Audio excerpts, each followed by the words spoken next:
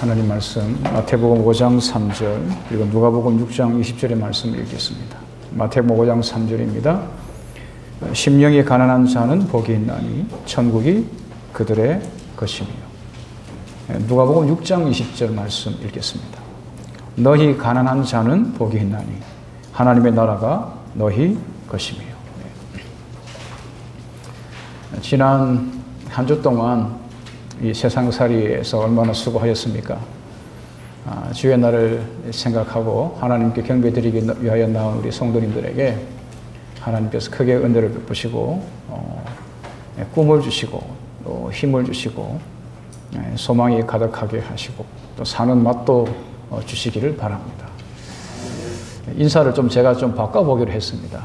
한 주가 평안하셨습니까? 아니고 한 주 동안 사시느라고 수고하셨습니다. 이렇게 바꿔보기로 했습니다. 이 도시 삶이 참 고단해요. 제가 도시에 와서 살아보니까 참 우리 신자들의 삶이 고단하구나. 농촌은 단순하거든요. 물론 거기도 이렇게 사업하는 사람도 있고 공무원도 있고 하지만 전반적으로 단순해요. 근데 도시는 확실히 복잡하고 그리고 바빠요. 안식일 날 이렇게 병원 가지 않으면 치료의 기회를 이렇게 놓칠 수도 있는. 그래서 이렇게 참 많이 바빠요. 도시 생활 자체가 굉장히 바쁘고 하나님을 믿게 하는데 대단히 죄송합니다만 제가 보니까 도시 생활은 크게 도움이 안 되는 것 같아요. 하나님께서 우리 성도들에게 은혜를 베푸시기를 간절히 바랍니다.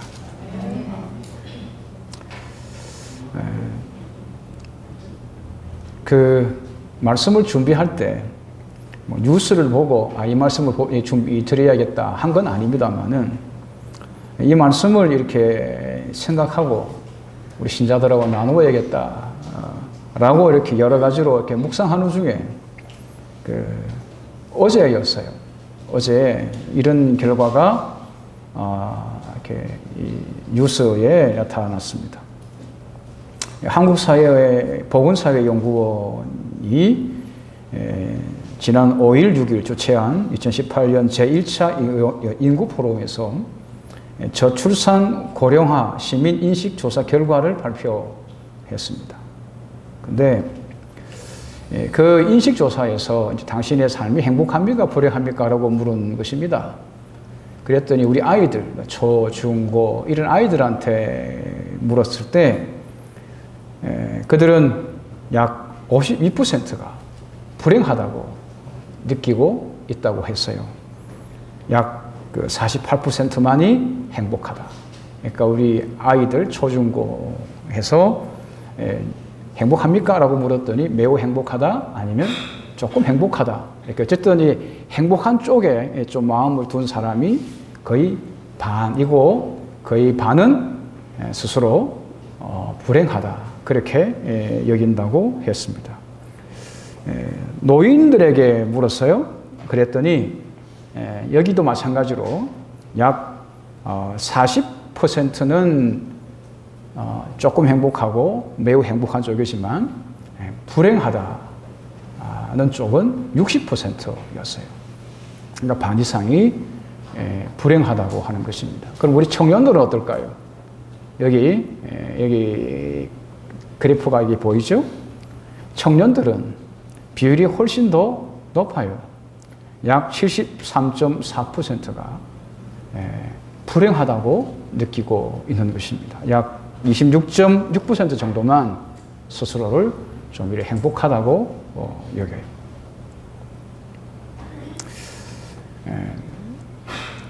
지금 이제 우리나라에서 어떻게 가장 불행하고 가장 가난한 세대가 청년 세대입니다.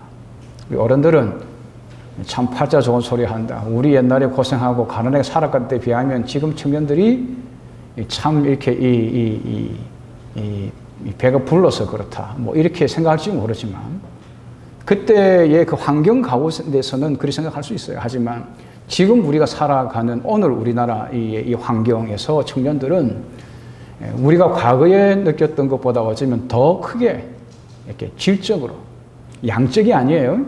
질적으로 불행하다고 느끼고 있는 것 같습니다. 청년 실업률이 처음으로 10%를 넘겼다고 그러고요. 그래서 결혼과 자녀를 포기하는 청년들이 아주 많아지고, 그리고 이것을 국가에서 해야만 하는 그런 상황에 우리가 놓여 있습니다. 하나님께서 우리 청년들에게 행복하게 해 주셨으면 참 좋겠습니다. 특히 우리 교회의 이 청년들에게 많은 관심과 또 사랑을 갖고 또 기도해 주시기를 간곡히 부탁드립니다.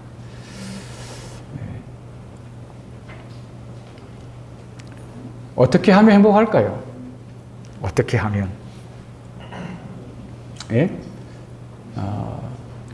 대체적으로 이 현대인들의 이 행복과 불행의 기준은 크게 보면 두 가지예요. 하나는 사람 관계고요. 또 하나는 돈이에요. 사람 관계가 원만하면 행복하다고 느끼고요. 돈이 좀 있으면 행복하다고 느껴요. 이 행복의 조건이 생각보다 굉장히 단순해요. 인간관계가 좋으면 행복하고, 돈이 적절하게 수중에 있으면 행복하다고 느끼는 것입니다. 탈무드에 보면 이런 말이 있습니다. 사람에게 상처를 입히는 것이 세 개 있다. 번민, 말다툼, 텅 빈 지갑. 그 중에서 텅 빈 지갑이 가장 크게 사람을 상처 입힌다. 그렇게 이야기했어요. 유대인들의 이 격언집이죠. 유대인들의 격언집입니다. 제가 이 텅 빈 지갑을 가져본 적이 있습니다. 제가 31살에 목회를 시작을 했고 24살에 결혼했으니까 그 중간 기간은 사실 거의 텅 빈 지갑의 생활이었습니다. 제 아내가 참 저 때문에 수고를 많이 했어요. 지갑이 비니까요, 걱정이 많이 생겨요. 번민이 생겨요. 염려가 많아요. 그지요? 먹고 사는 염려, 자식 키우는 염려, 이 염려가 얼마나 큰지 몰라요. 뭐 하니까? 지갑이니까. 끼 걱정도 해야 되고요. 정말 염려가 많아요. 염려가 많으니까 뭘 또 많이 하게 될까요? 많이 싸워요. 많이 싸우더라고. 제가 이렇게 남편으로서의 도리를 다 하지 못했을 때 참 많이 다툴 여지를 제 아내에게 줬어요. 어쨌든 그래서 많이 싸웠어요. 그래서 그런지 요새 이 아이들은 저처럼 이렇게 어리석지 않아서 돈 없으면 많이 싸울 끼고 걱정 많을 걸 줄 알고 그래서 결혼을 안 하는 거 봅니다. 아도 안 놓고.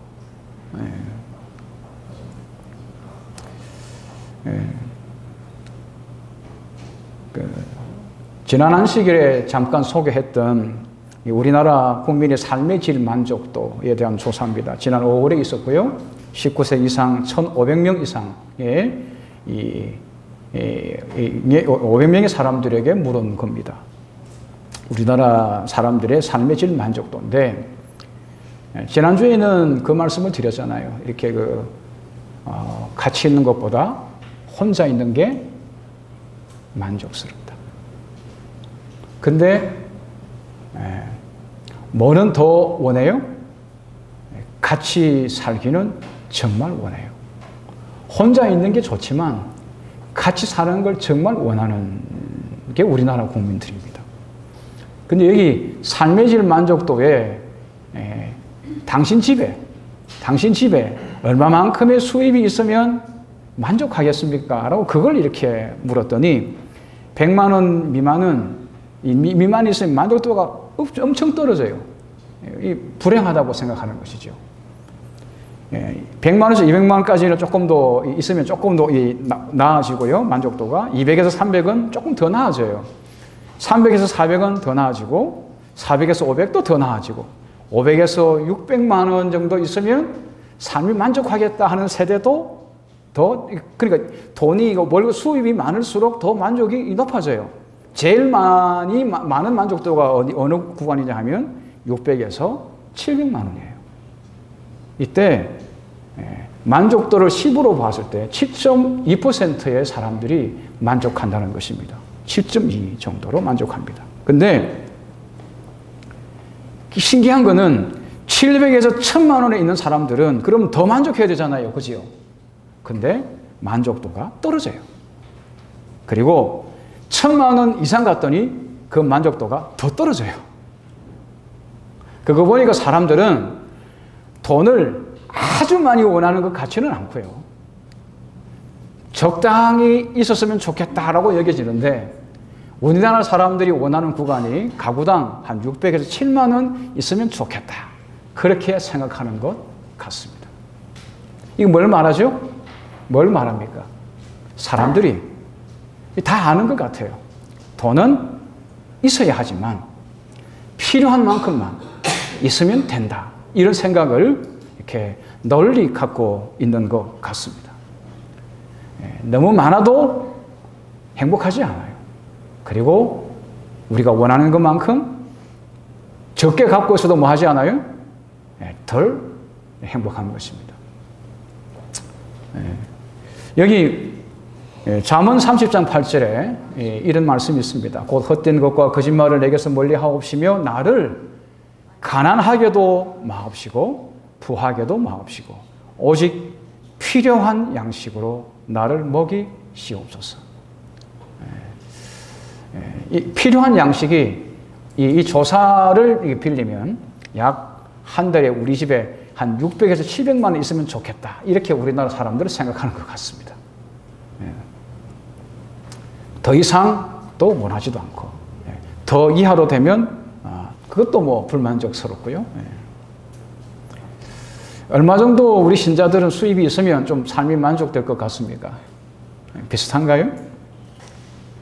그런데 오늘 우리가 읽었던 예수님의 말씀을 하면 정말 이렇게 깨져 충격적입니다. 이걸 우리가 역설이라고 하는데요. 예수님은 너희 가난한 자가 복이 있다. 그렇게 말씀하셨어요. 어떤 사람이 복이 있다고요? 가난한 사람.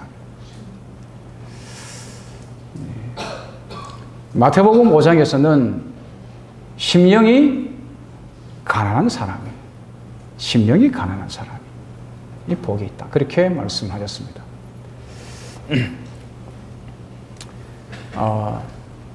예수님의 말씀을 저와 여러분이 오해하지 말아야 해요. 돈 없는 가난함 그 자체를 예수님이 복이 있다 하신 건 아니에요. 우리가 가난할 때 갖게 되는 그 마음의 상태, 그걸 말씀하신 것입니다. 가난 자체에 복이 있다고 말씀하신 게 아닙니다. 저와 여러분이 가난할 때 갖게 되는 그 마음, 거기에 위기도 있죠. 우리가 가난하게 되면 이렇게 자칫 잘못하면 아까 말씀드린 것처럼 범민이 많아지고 많이 싸우게 돼요. 어떤 사람이 그런 이야기를 했어요. 사람이 경제적으로 가난하면 집안의 싸움의 70%, 그 이후의 70%가 돈 때문이라고 그래요. 돈 때문이라고 그래요. 근데 그때 우리가 싸울 수도 있지만 사실은 그때가 그 누구보다도 하나님을 전적으로 의지할 수 있게 된다는 것이죠. 그래서 가난한 자가 뭐 하다고요? 복이 있다고 하는 것입니다. 우리가 읽었던 이 본문의 말씀은 크게 보면 산상보훈 안에 있습니다. 예수님이 사람들에게 복음을 가르쳤어요. 그리고 병자를 고치시고 그리고 구원의 도리를 선포하셨어요. 그러니까 사람들이 예수님을 많이 따랐어요. 자기를 따라오는 수많은 사람들 앞에서 이렇게 어떤 산에 이렇게 올라가서 그 많은 사람들이 앉을 만한 산이었겠죠. 거기 앉아서 귀중한 말씀을 들려주셨는데 그게 마태복음 5장에서 7장에 기록되어 있고요. 산에서 주신 보배로운 말씀이라고 해서 우리가 산상보훈이라고 말합니다. 그 산상보훈의 맨 처음 이 서두의 서론 부분에 8가지 복이 있다라는 구절이 나와요. 그래서 이걸 우리가 팔복이라고 말합니다. 이 산상보훈 혹은 이 팔복은 뭘 말하냐 하면 예수 믿는 사람들은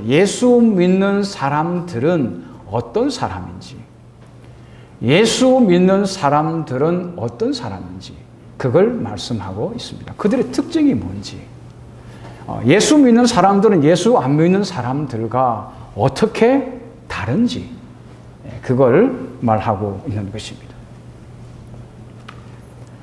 성경에 보면 거룩이라는 말이 나옵니다. 이 거룩이라는 말은 구별되다는 뜻인데 세상에 속한 사람들의 살아가는 생각, 그들의 생각과 그들의 방식과 구별되다는 뜻입니다. 그러니까 예수 믿는 사람들의 삶의 방식 그리고 사고방식이 예수 안 믿는 사람들의 생각과 사는 방식이 뭐하다고요?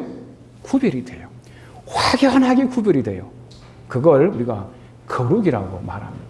그걸 담고 있는 내용이 마태복음 5장에서 7장이고 그 서론이 팔복인데 이 팔복에 보면 예수 믿는 사람들이 가지는 예수 안 믿는 사람들과 완전히 구별되는 특별한 8가지 자질들 혹은 품성들이 있는 겁니다.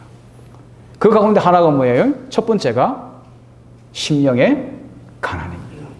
그러니까 심령의 가난은 예수 믿는 사람들이 예수 안 믿는 사람들과 완전히 구별되는 첫 번째 특징이고 품성이에요.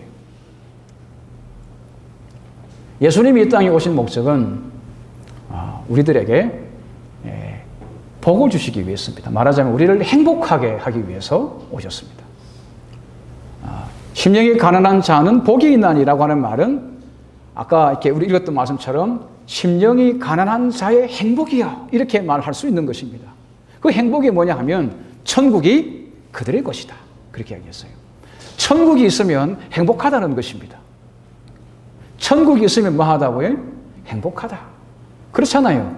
천국에서의 삶만큼 행복한 삶이 어디 있겠어요? 천국만큼 행복한 곳이 어디 있겠어요? 그지요? 네.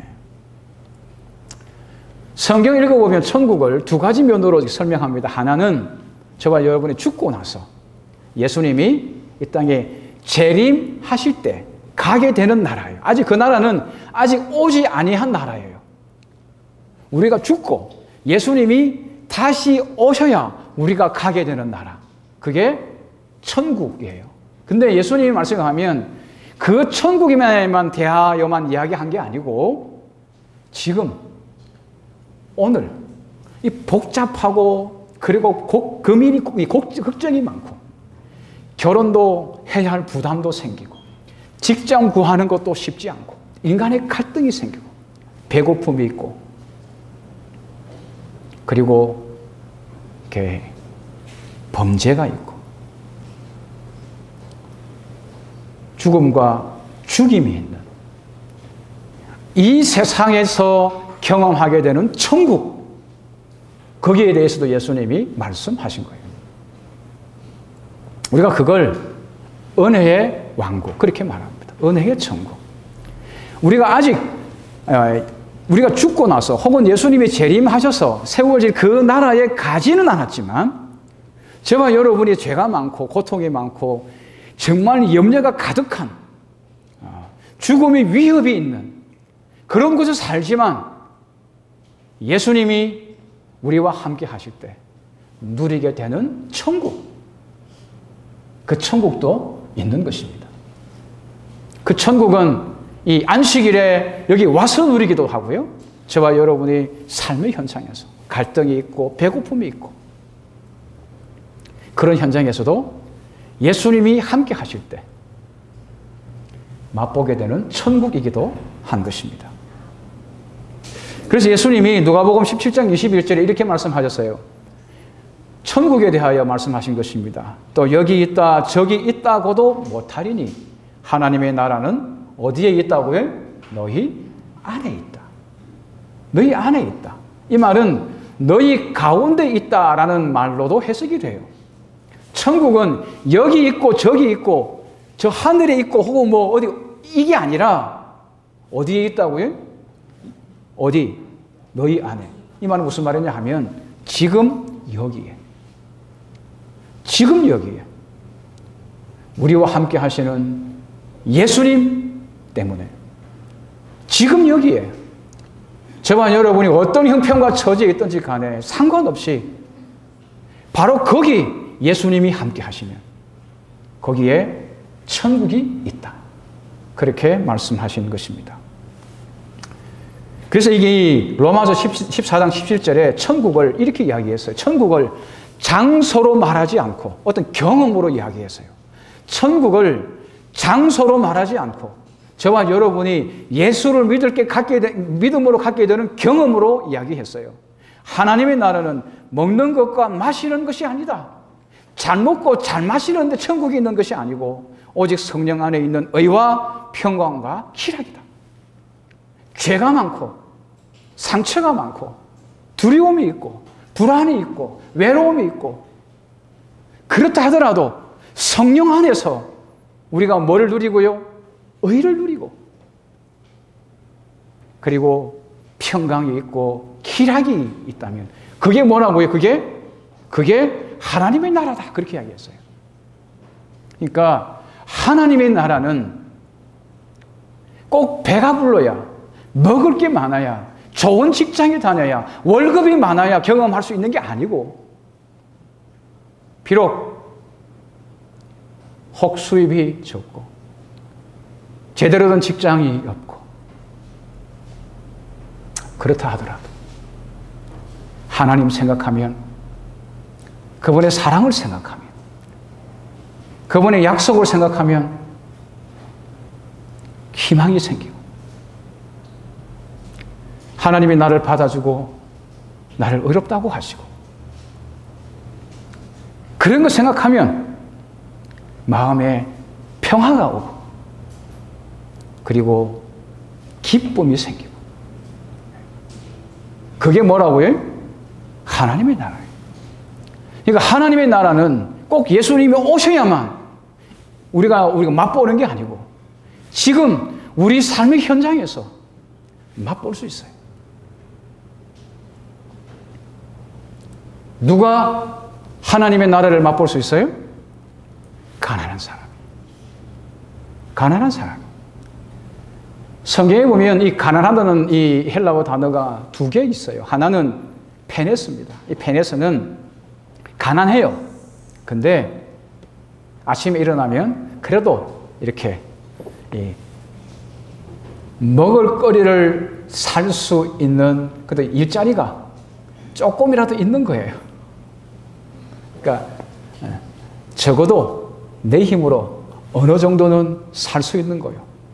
다른 사람과 비교해서 내 수입이 적을 뿐이지 더 많은 이 혜택을 주는 직장이 없을 뿐이지 그래도 내가 움직이면 건강하면 그래도 어느 정도 끼니를 혹은 생계를 이렇게 유지할 수 있어요. 그걸 가난이라고 해요. 우리가 이제 상대적인 가난이다 그렇게 말할 수 있습니다. 근데 이 가난 말고 이 절대적인 가난이 있어요. 이 푸토코스예요. 이거는 자기 힘으로 안 되는 거예요. 그래서 할 수 없이 옆집에 가서 자존심 다 버리고 나 좀 살려주세요. 나 좀 도와주세요. 그렇게 하는 거예요. 그걸 절대적 가난이라고 하는데 우리가 일명 이게 거지죠. 본인이 거지가 되고 싶어서 됐겠어요. 그것이 환경적인 요인이든 혹은 어떤 요인이든지 간에 남의 힘을 빌리지 않으면 절대로 자기 힘으로 스스로 살 수 없는 거예요. 그 가난을 포토코스라고 그러는데 예수님이 가난한 자 혹은 심령이 가난한 자라고 했을 때는 어떤 걸 말씀하셨을까요? 예? 좀 가난한 거 말고 내가 생각하기에 남들과 비교했을 때 좀 가난한 게 아니라 전적으로 가난한 상태를 말하는 거예요. 내가 전적으로 가난하구나. 내가 하나님 없이는 절대로 살 수 없구나. 그걸 아는 사람. 그 사람이 복이 있어요. 그러니까 기독교 신앙은 어디서 시작을 할까요? 조금이라도 내가 조금이라도 뭔가 할 수 있어. 내가 조금이라도 내 안에 뭐 의로움이 있어. 할 수 있어. 여러분 세상에 자기 긍정적인 사람이 있잖아요. 밑도 끝도 없이. 세상은 그 사람을 행복한 사람이라고 말할지 몰라요. 하지만 성경은 전혀 아니에요. 하나님, 내가 정말 능력이 없어요. 내 힘으로 사는 게 인생이 아니에요. 하나님, 내 혼자 안 돼요.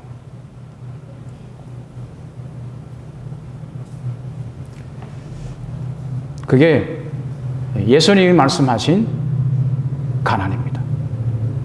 그러니까 세상하고 구별되죠? 시작이 세상 사람들과 완전히 달라요. 세상 사람들은 끊임없이 자기 가능성을 자기 안에서 발견하고 찾는 사람이에요.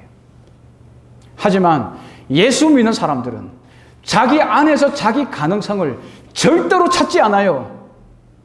그리고 자기 안에 자기 가능성이 전혀 없다는 사실을 아는 사람이에요. 시작이 완전히 달라요. 같이 한번 읽어보겠습니다. 누가복음 6장 20절에 같이 읽겠습니다. 시작. 너희 가난한 자는 복이 있나니 하나님의 나라가 너희 것입니다. 얼마나 가난한지, 얼마나 가난한지. 하나님이 그를 먹여주지 않으면 안 되는 거예요. 얼마나 가난한지, 얼마나 가난한지 하나님께 살려달라고 구하는 거예요. 그게 가난한 자입니다. 마태복음에서는 심령이 가난하다고 했어요. 이건 영적인 가난입니다. 무슨 가난이에요? 물질의 가난이 아니고 영적인 가난이에요. 사람이 왜 불행하지요? 돈이 없었는가요? 성경은 보다 더 근본적이지요. 사람이 불행한 이유는 돈 때문이 아니고 사람이 갖고 있는 이기심 때문이다. 그렇게 말합니다. 범죄한 이후에 우리가 살아가는 세상은 부득불 가난한 사람이 있고 좀 부자인 사람이 있습니다. 근데 저와 여러분이 하나님을 정말 잘 믿는다면 이 가난한 사람과 부자의 이 갭이 메꾸어져요. 부자는 왜 재물이 나에게 있는지를 알고 가난한 사람을 돕겠죠. 가난한 사람은 자기의 나태함이나 혹은 이렇게 어떤 이 과거로 혹시 이렇게 가난하게 됐다 할지라도 자기 잘못을 정말 알고 돌이키고 하나님 앞에 바로 서겠죠? 그러면 이렇게 선을 베푼 사람들과 함께 같이 사는 것이죠. 누가 그랬더라고요. 사회주의를 명할 때 사회주의 전부 다 가난하게 만드는 거다 그렇게 얘기했더라고요. 지도계층 몇 명 빼고 하나님의 나라는 그런 사회주의하고 전혀 달라요. 하나님의 나라는 정말 모두가 다 필요한 만큼 갖고 사는 거예요. 더 필요도 없고 너무 적은 것도 아니고요.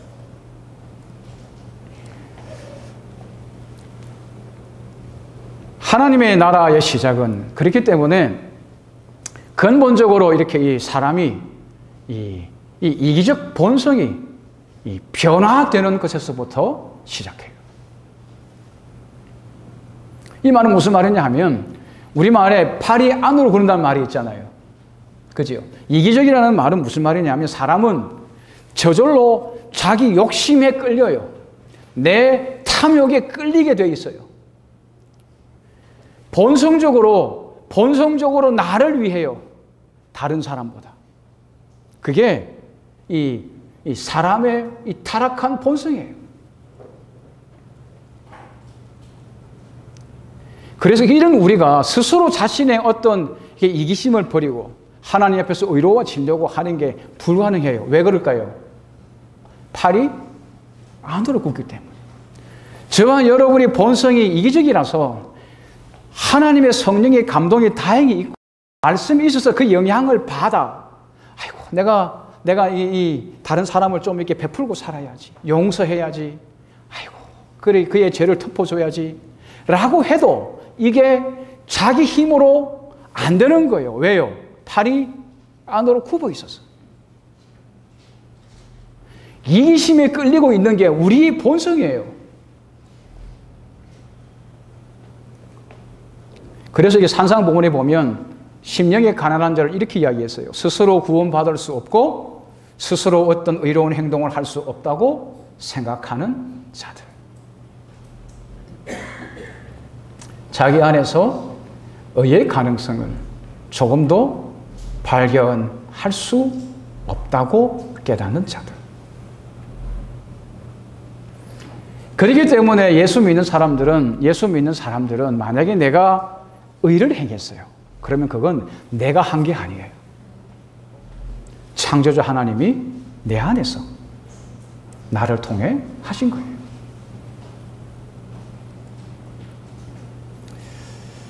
천국 시민의 삶은 어떻게 시작이 될까요? 자기가 얼마나 영적으로 가난한지 깨닫는 데서 시작이 돼요.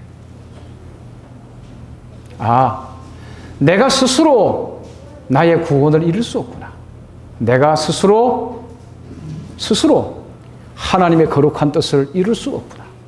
내가 스스로 내 가정을 행복하게 만들 수 없구나. 어느 정도는 되겠죠. 하나님이 이렇게 우리 안에 역사하시고 우리가 거기에 대하여 적절하게 반응하면 어느 정도는 돼. 하지만 근본적으로는 되지 않는 거예요. 잠깐 되다 말아요. 우리가 지금 경험하고 있는 어쩌면 내가 지금 참 불행하다라고 여기는 어떤 이유나 조건이 있다면 그건 하나님이 그 불행을 스스로 헤쳐나갈 능력이 없는 그런 우리의 가난함을 깨닫도록 하기 위함이 아닌지. 그러니까 저와 여러분이 가난하다면 자신의 연약함 그리고 무능함 그걸 알고 누구를 전적으로 신뢰하는 기회가 될 수도 있어요. 하나님. 우리 청년들이 또 우리 신자들이 이 어려운 난관을 주를 믿는 믿음의 기회로 삼게 되기를 간절히 소망합니다. 산상복음 18페이지에 이런 말씀이 있습니다. 의인은 거룩하고 하나님과 같이 되는 것이다. 그러니까 우리가 거룩하지 않다는 거죠. 우리가 하나님과 같이 않다는 것입니다. 이게 우리가 의롭지 않다는 거예요. 하나님은 사랑이시다. 우리는 사랑이 없다는 것이죠. 의는 하나님의 율법과 일치되는 것이다. 왜냐하면 주의 모든 계명이 의로우며 사랑은 율법의 완성이기 때문이다. 저와 여러분이 계명을 지키고 하나님의 율법을 지킨다면 우리는 의로워야 하고 우리에게서 사랑이 나타나야 돼요. 그렇지 않다면 우리는 뭐예요? 불의하고. 의는 사랑이고 사랑은 하나님의 빛과 생명이다. 우리의 진짜 문제가 뭐죠? 사랑 없음이에요. 그렇게 생각하지 않으세요? 우리의 진짜 문제는 사랑 없는 거예요.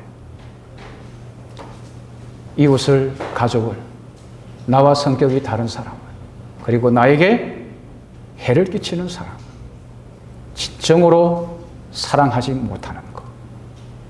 어쩌면 그게 진짜 우리의 문제인 것입니다. 우리를 불행하게 만드는 것이죠. 그게 성경이 말하는 죄고 그리고 악입니다. 사랑하는 성도 여러분, 우리는 생명이 없죠? 아침에 생생하게 나갔다가 저녁이 되면 녹초가 되어 들어옵니다. 그렇죠? 우리는 서로를 살릴 사랑이 없습니다. 사랑받고 싶습니다. 봤더니 모두가 다 사랑받길 원합니다. 사랑 주길 원하기보다 다 사랑받길 원하는 사람들. 우리는 우리를 살게 할 지혜가 없습니다. 저와 여러분은 한 치 앞도 못 보잖아요. 우리 어리석은 사람들. 이게 우리의 가난입니다. 우리는 우리를 살릴, 우리 자신을 살게 할 그런 능력이 없습니다. 우리 안에 생명이 되는 참 사랑이 없는 것이죠. 그게 우리의 가난입니다. 그래서 시편 기자는 이렇게 기도합니다. 오직 나는 가난하고 슬프오니. 이게 돈이 없어서 이렇게 하는 말이 아니에요. 하나님, 내가 보니까 죄가 많아요. 다른 말로 하면 하나님, 내가 사랑할 줄 몰라요. 내 안에 사랑이 없어요. 그래서 슬픕니다. 하나님, 주의 구원으로 나를 높여주십시오. 시편 70편 5절에 나는 가난하고 궁핍합니다. 하나님이여 속히 내게 임하소서. 주는 나의 도움이시요 나를 건지시는 이시오니 여호와여 지체하지 마십시오. 나를 구원해 주십시오. 이 악에서, 이 불의함에서.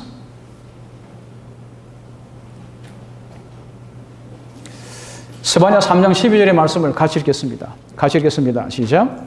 내가 곤고하고 가난한 백성을 네 가운데 남겨두리니 그들이 여호와의 이름을 의탁하여 보호를 받을지라. 가난한 사람들이 어떻게 해서 복을 받아요? 가난한 사람들이 어떻게 해서 이 복을 받아요? 여호와의 이름을 의탁해서, 여호와의 이름을 의탁해서, 그분의 자비를 의탁해서, 그분의 구원하시는 은혜를 의탁해서. 그래서 이 가난한 사람이 보호를 받습니다. 성경에 보면 예수님이 이런 말씀을 하신 구절이 나와요. 부자가 천국에 들어가기가 어렵다. 낙타가 바늘기로 들어가는 것보다 부자가 하나님의 들어가는 것이, 부자가 하나님의 나라에 들어가는 것보다 쉽다. 무슨 뜻일까요? 무슨 뜻이죠? 오늘 말씀 그대로인 거예요. 교만한 사람. 여기서 말하는 부자는 단지 재물이 많은 사람을 말하는 게 아니에요. 재물을 의지하는 사람. 그 재물이 누구 재물입니까? 자기 재물이거든요. 이 부자는 그 재물이 자기 재물이거든요.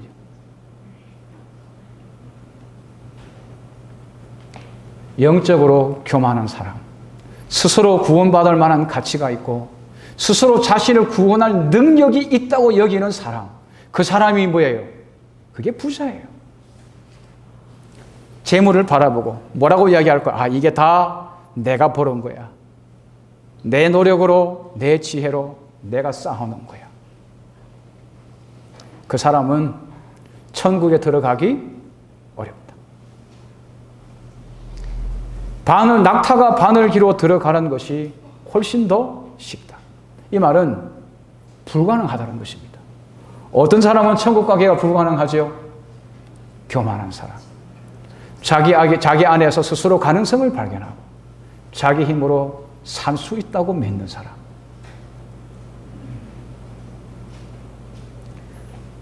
예수님께 와서 영생을 구한 이 부자 청년이 있죠. 그 부자 청년에게 예수님이 많은 말씀하지 않았습니다. 너에게 딱 한 가지 부족한 것이 있다. 그게 뭐죠? 여기 재물이라고 했는데 아까 말씀드린 것처럼 재물은 그냥 단지 재물을 말하는 것이 아니에요. 재물을 사랑하는 것이죠. 다른 말로 재물을 의지하는 것이고 그 재물을 자기 힘으로 얻은 것이라고 여기는 것입니다. 다른 말로 하면 뭐예요? 자기 신뢰를 버리라. 자기가 의존하고 있는 모든 것을 다 하나님 앞에 내려놔라. 포기해라. 그겁니다. 기독교 신앙은 어디서 시작이 돼요? 자기 신뢰를 버리는 데서. 스스로 가치 있다고 평가하는 데서 그걸 다 버림으로 시작합니다. 교만은 아무 필요도 느끼지 않으므로 예수님을 위한 자리가 없습니다. 이게 가론 유다였어요. 교만은 아무 필요도 느끼지 않으므로 누구를 위한 자리가 없어요? 예수님을 위한 자리가 없습니다. 교만과 자부심만큼 하나님께 가증스럽고 사람의 심령에 더 위험한 것은 없다. 교만은 모든 죄 중에 가장 절망적이고 가장 고치기 어려운 죄이다. 예수 믿는 첫걸음, 교만을 버리는 것입니다. 자기의 가난함을 인정하는 것입니다. 잠언 29장 23절에 사람이 교만하면 낮아지게 되겠고 마음이 겸손하면 영예를 얻습니다. 야고보 4장 10절에 있는 말씀 같이 읽습니다. 시작. 주 앞에서 낮추라. 그리하면 주께서 너희를 높이시리라.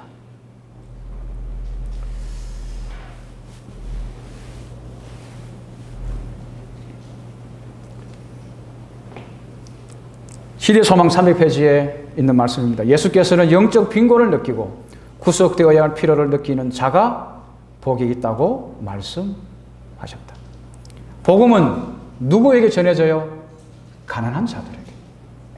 복음은 부유하고 부족한 것이 없다고 하는 영적으로 교만한 자들에게가 아니고 겸손하고 죄를 뉘우치는 자들에게 계시되었다. 교만한 자들에게는 복음은 무용지물입니다. 필요를 느끼는 영혼에게 예수님은 충만으로 거하십니다. 예수님이 가난하게 되셨습니다. 왜 가난하게 되셨지요? 저와 여러분을 부유하게 하기 위해서. 가난한 우리들을 부유하게 하기 위해서. 의가 없는 우리들을 의롭게 하기 위해서. 사랑 없는 우리들을 사랑 있게 하기 위해서. 사랑할 줄 모르는 우리들을 사랑할 줄 아는 사람 되게 하기 위해서. 그분이 가난하게 되셨습니다. 자신을 전적으로 바치셨습니다. 말씀을 마치겠습니다. 야고보서 2장 5절에 읽고 마치겠습니다. 같이 읽겠습니다. 시작. 내 사랑하는 형제들아 들을지어다.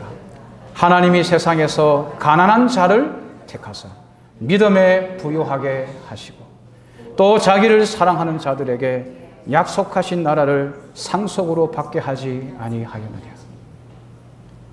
하나님을 전적으로 의지하는 사람, 자기 자신에게서 가능성을 발견하지 않고 스스로 뭘 할 수 있다고 생각하지 않고 자기가 스스로 의롭다고 생각하지 아니하고 하나님을 전적으로 의지하는 사람, 그 사람을 하나님의 믿음에 부유하게 하시고 믿음으로 얻게 되는 그 의로움과 그 평강과 기쁨을 누리게 하시고 그리고 천국을 상속받게 하십니다. 저와 여러분이 지금도 천국을 경험할 수 있습니다.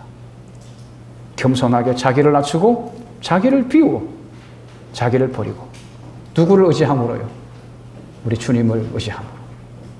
주님 안에서 다가오는 한 주를 천국 경험하며 행복하게 사시기를 바라며 말씀하시겠습니다.